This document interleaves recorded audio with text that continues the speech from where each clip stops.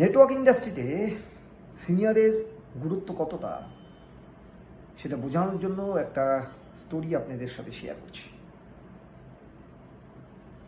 একটা গরুকে খাবার জন্য একটা বাঘ গরুর পিছনে দৌড়ায়।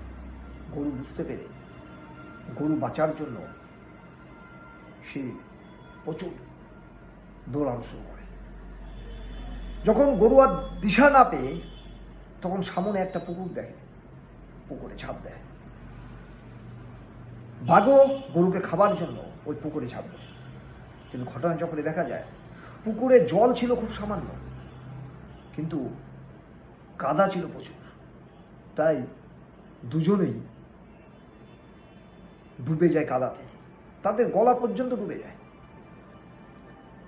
বাঘ বলছে, তুই অন্য কোথাও ঝাঁপ দিতে পারলি না, অন্য কোথাও ঝাঁপ দিলে তো তোকে তাও খেতে পারতাম, আর এখন তো দুজনেই মারা যাব।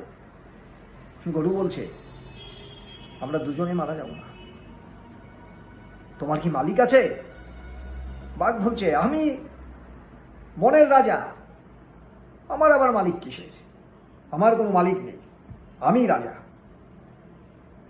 গরু বলছে, আমার মালিক আছে, আমার মালিক কিছুক্ষণের মধ্যে এসে আমাকে বাঁচিয়ে নিয়ে যাবে, তোমাকে কে বাঁচাবে?